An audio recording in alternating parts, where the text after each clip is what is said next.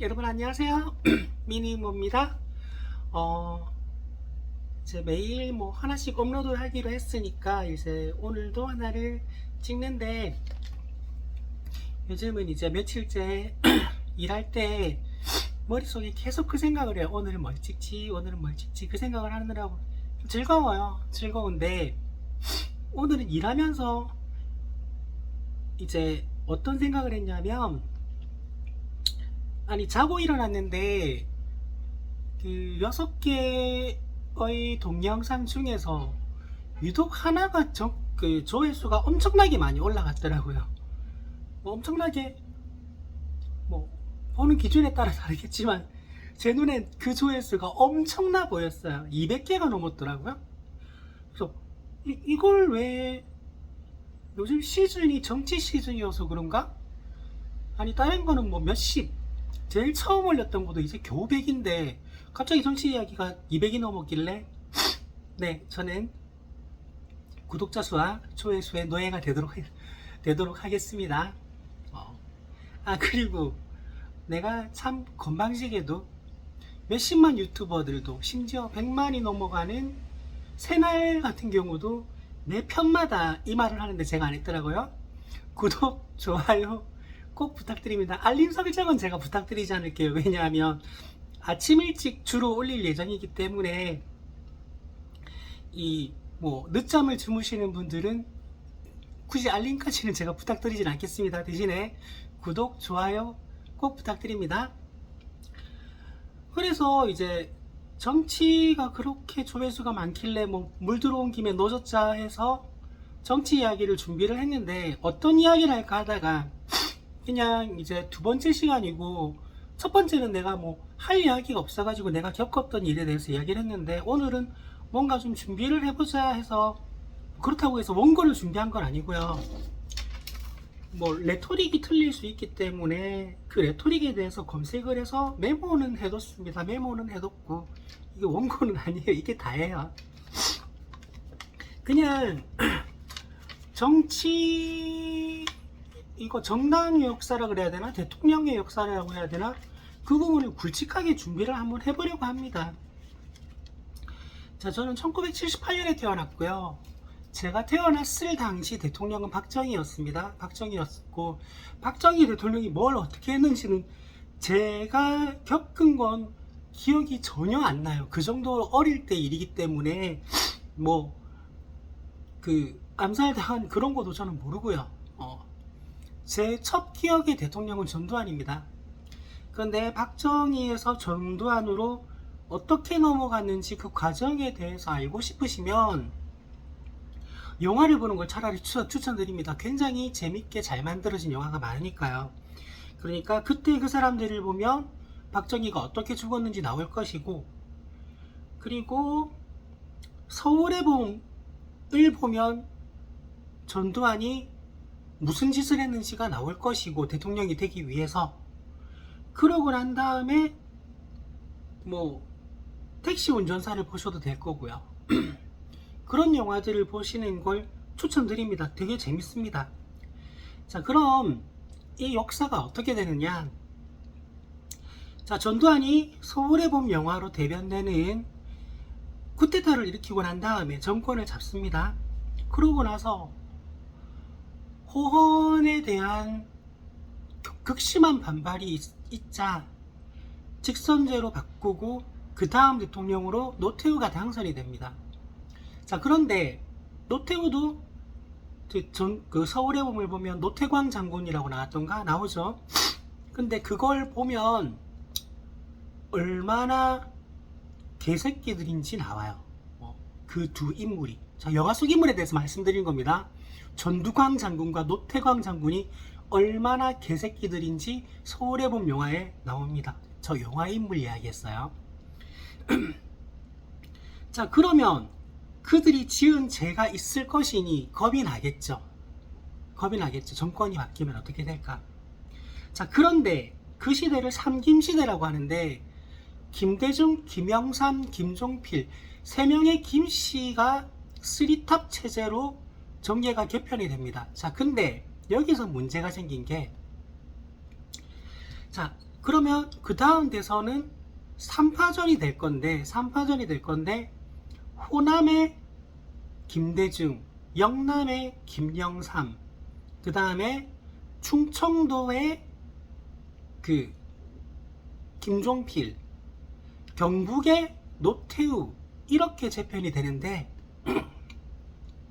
이 사각구도에서 만약에 김대중이 당선이 되고 그 정권과 척을 지게 되면 전두환, 노태우는 좆되겠다, 죄송합니다, 큰일 나겠다, 저 원래 욕 되게 잘해요 라는 생각을 했겠죠.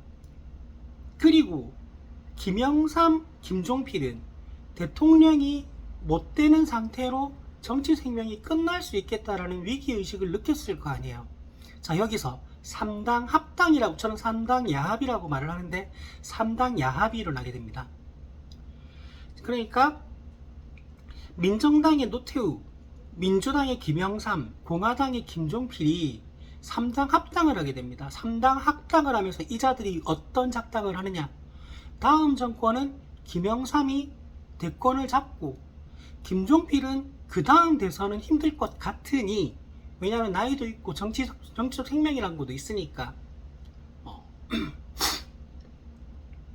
아니다, 조금 헷갈렸다. 김영삼이 정권을 잡는 방향으로 넘어가게 됩니다. 그래서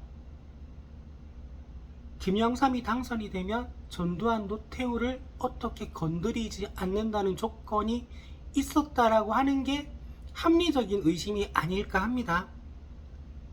자, 그런데 자, 저는 각 대통령이 대통령 임기를 보내면서 공도 있고 과도 있다라고 생각을 합니다.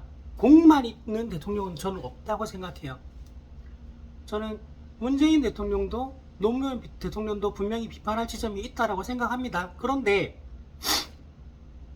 공이 더 많냐 과가 더 많냐라는 개인적인 견해의 차이가 있을 거예요. 저는 박정희도 심지어 잘한 건 있다라고 생각을 합니다.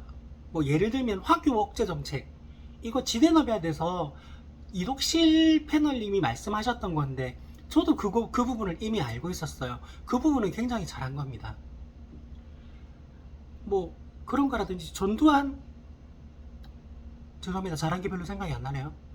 노태우,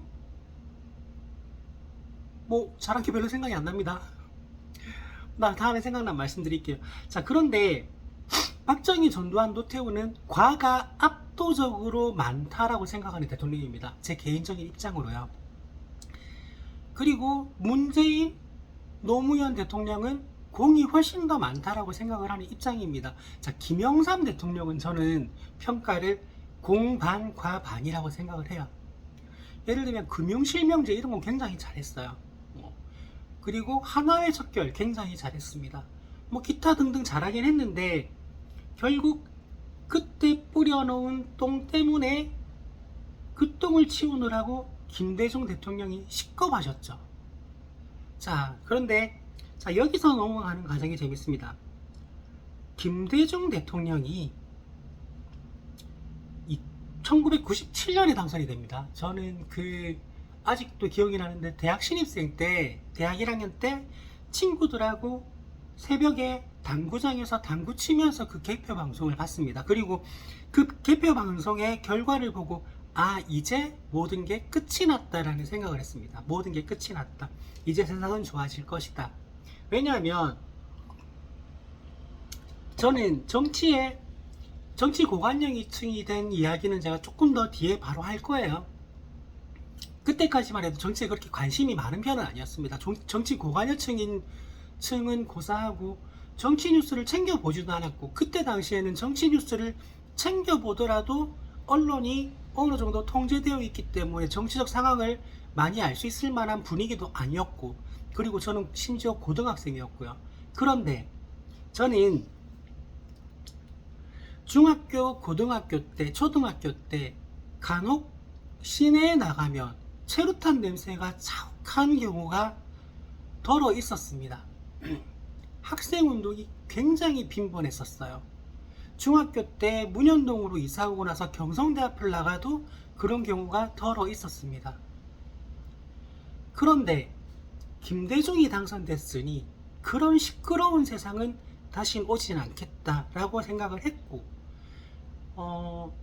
심지어 대학을 다니면서 격렬하게 총학생회 중에 한총련 출신들, 한총련 소속들을 맹렬하게 비난을 한 적도 있습니다. 아니, 대통령이 김대중이다. 너네가 지금 무슨 명분으로 데모를 하려고 하고 데모를 하느냐? 명분이 없지 않느냐? 데모를 하기 위해서 너네 조직이 존속을 하는 것처럼 생각을 하지 마라. 이제는 세상이 변했다라고 말을 했어요. 물론 굉장히 큰 착각이었습니다. 그리고 2002년 대선 때 저는 누구에게 투표를 했느냐? 저는 이회창을 찍었습니다. 실제로. 왜 이회창을 찍었느냐? 두 가지 이유가 있습니다. 첫 번째, 제가 제 어린 기억 속에 노무현이라는 사람이 가지고 있는 장면은 딱 하나밖에 없어요.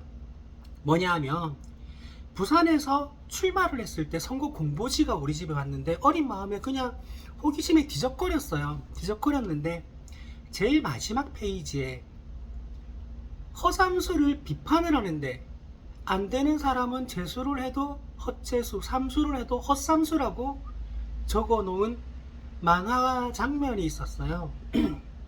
제 기억 속에 노무현이라는 사람은 그거밖에 없었어요. 초등학교 때 봤던 그 한 장면. 아, 이 사람은 상대 후보를 아무 조건 없이 이런 식으로 조롱하면서 비판을 하는구나, 그런 사람이구나 라는 생각밖에 없었어요. 제가 가진 기억이 그거밖에 없으니까. 그리고 유권자로서 제 기억으로는 저 사람은 세력이 작아서 대통령이 되고 나서도 상대 세력에게 어떤 일을 당할지 예측을 할 수 없는 사람이야. 그리고 그때 당시 언론은 노무현에게 굉장히 비판적이었습니다. 그래서 제가 접할 수 있는 정보에서 노무현에 관한 좋은 정보는 없었어요. 자, 그런데 드디어 일이 생깁니다. 어떤 일이 생기느냐? 잠깐만, 메모를 보니까 내가 하려고 했던 말을 지나쳐버렸네. 다음에 다루지. 자, 노무현 전 대통령의 탄핵 소추안이 국회에 올라갑니다. 내가 이건 아니잖아. 니들이 뭔데?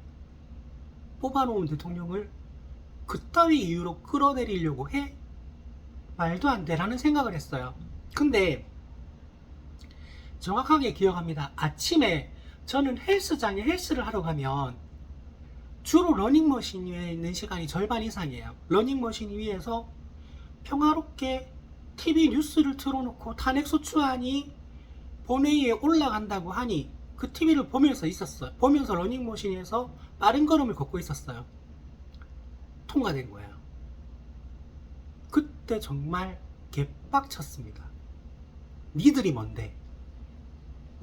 세력이 작다 하여 말도 안 되는 이유를 들먹여서 우리가 뽑은 대통령을 끌어내려. 말도 안 돼. 딱 그 순간이 내가 정치고관여층으로 변신한 시간이었습니다. 그 순간입니다. 그때부터 저는 정치고관여층이 되었고, 정치에 관심을 가지지 않으면 안 되는구나, 모든 사람이 정치에 관심을 가지는 세상이 와야 되는구나 라는 생각을 하게 됐습니다. 그래서 그때부터 인터넷에 접속을 해서 딴지일보도 보고 한겨레 신문도 읽고 해서 정보를 마구마구 습득을 하게 됩니다. 그리고 그때 알게 된 사실, 탄핵소추안 발의는 새천년민주당이 주도했습니다. 그리고 새천년민주당이 단독 발의를 하려니 통과되는 인원이 의석수가 모자라는 겁니다. 그래서 손을 내민 건 어디냐? 한나라당입니다. 자, 이게 사람들이 잘못 알고 있는 경우가 많은데, 탄핵 발의를 한나라당이 한 게 아니에요. 국민의힘의 전신인 한나라당이 한 게 아니라 지금 더불어민주당의 전신인 새천년민주당이 발의했습니다. 그것도, 자, 내가 추미애 의원을 싫어하는 이유가 그겁니다. 당시 추미애 의원이 의지를 가지고 탄핵에 나서지 않았다면 그 탄핵 소추안은 발의조차 되지 않았을 수 있고, 발의됐다고 해도 통과되지 않았을 수 있습니다. 그래서 저는 추미애를 그때 정말 어떻게 하고 싶을 만큼 미워했습니다. 그리고 그 탄핵소추안은 대법원에서 부결됐습니다. 드디어 노무현 전 대통령이 업무에 복귀했습니다. 복귀를 하고 잠시 청와대를 이제는 더 이상 못 돕겠다고 떠나있던 친구 문재인은 다시 돌아와서 그와 끝까지 싸웠습니다. 자, 이게 제대로 된 역사입니다. 그런데 문제는 열린우리당, 노무현의 자당이었던 열린우리당이 거의 폭파의 수순을 긋습니다. 난 이거에 대한 이유는 저는 이렇게 생각합니다. 자, 탄핵 정국에서 총선이 치루어집니다. 근데 열린우리당은 굉장히 군소정당이었어요. 사람이 없었어요. 규모가 너무 작았어요. 근데 탄핵소추안이 통과되고 국민들이 들고 일어나서 그래 탄핵해야 돼 분위기가 아니고 니들이 뭔데 탄핵을 해. 감히 열린우리당이 군소정당이라고 깔아문 게 야 열린우리당 너네 모든 지역구에 후보 다 내. 우리가 한번 밀어볼게. 해서 열린우리당은 거의 모든 지역구에 출마를 다 시킵니다. 그리고 어처구니 없게 어마어마하게 많은 의석수가 생깁니다. 근데 여러분 생각을 해보세요. 열린우리당은 군소정당이라 그랬죠. 군소정당이면 인물이 그렇게 많을 리가 없어요. 인물이 그렇게 많을 리가 없는데 이게 분위기가 이런 분위기니까 후보를 안 낼 수가 없는 거예요. 그래서 이런 사람 저런 사람 아무나 다 내버린 거예요. 배가 산으로 간 겁니다. 배가 산으로 가서 그 뒤에 거의 폭파 수준, 해체 수순을 걷습니다. 그래서 통합진보당으로 그 다음에 정의당으로 바뀐 거예요. 그러면서 정권을 뺏기고 이명박근혜라 그러죠. 이명박 박근혜 시대가 오는 겁니다. 그때 특히 박근혜 때 이명박 때도 그런 마음이 든 순간이 많았지만 박근혜 때 내가 대학 다닐 때 생각을 잘못했구나. 총학생의 내 한 청년은 명맥을 유지하고 있었어야 돼. 왜? 내가 왜 그 생각을 했냐? 탄핵 정국에서 대학생들이 본인의 역할이 뭔지를 모르는 겁니다. 본인이 어떤 것을 해야 될지, 어떤 것을 주도해야 될지. 여러분, 박정희 때, 전두환 때, 노태우 때 정권에 맞서 최선봉에서 싸웠던 건 대학생들입니다. 대학생들인데 그 대학생들이 뭘 해야 될지 몰라요. 결국 범국민적인 모임이 만들어져서 그 탄핵 정국을 이끌었고 끝끝내 성공했죠. 자, 그래서 노무현 시대와 이명박 시대와 박근혜 시대는 그렇게 넘어왔고, 그리고 탄핵 정국을 거쳐서 문재인 대통령이 당선이 된 겁니다. 자, 문재인 대통령 대선 때는 낙선했던 박근혜 문재인 구도에서 대선 때도 희한하게 부산에 유세를 오셨을 때 경성대 앞에 제가 보러 갔을 때 그때는 거의 폭우 수준의 비가 왔었어요. 그리고 당선된 대선에 부산 유세 때도 남포동 유세였는데 그때는 부슬비이긴 하지만 그때도 비가 왔었더라고요. 그래서 저는 두 번 다 비를 맞고 그때 당시 후보님을 이제 뵐 수 있었습니다. 지난번 정치 컨텐츠에서 말했던 총선 때도 이제 유세 때 지원 유세 나오신 걸 지금 거리에서 뵙기도 했고요. 여튼간에 지금 그렇고 보면 따지고 보면 문재인 때까지 이야기를 한 것 같은데 문재인 대통령 이야기를 하면서 저는 그래서 문재인 대통령이 대선 주자로 떠오르면서 대선 가도에 간다라는 이야기가 나올 때 지금 정의당은 준비가 부족한데? 라는 생각을 했었어요. 왜냐면 난 당연히 정의당으로 갈 줄 알았으니까. 그런데 그때 당시 이제 민주당으로 들어간다는 거예요. 전 제일 처음에 깜짝 놀랐어요. 민주당? 아니 차라리 한나라당을 가든가. 왜? 탄핵 소추하는데 도와준 게 한나라당이지. 노무현 탄핵을 발벗고 나서서 주도한당에 들어가서 대선 주자로 나온다고? 그런데 이제 차분하게 생각을 하니, 그래, 정의당에 들어가서 대선을 뛰면 당선될 리가 없잖아. 대승적으로 판단을 하셨겠구나. 그래서 추미애와 손을 맞잡고 대선 가도를 달리고 있구나. 굉장히 아이러니를 느꼈지만 지지를 보낼 수밖에 없었습니다. 그래서 제가 가졌던 최초의 당적은 통합진보당이었습니다. 왜냐하면 저는 유시민을 따라다녔거든요. 그리고 정의당에 입당을 할지 말지 고민을 하던 시기에 민주당 대선 주자가 되셔서 그때 민주당 인터넷당원으로 저는 민주당에 입당을 했습니다. 자, 저는 보통 이제 시간으로 좀 끊으려고 해요. 20분이 넘어가면 좀 지루해질 것 같더라고요. 제가 만든 게 다 20분 안팎인데 그게 딱 안 지루하고 좋더라고요. 그래서 나머지 이야기는 다음 기회에 하도록 하겠습니다. 오늘은 여기까지 할게요. 안녕.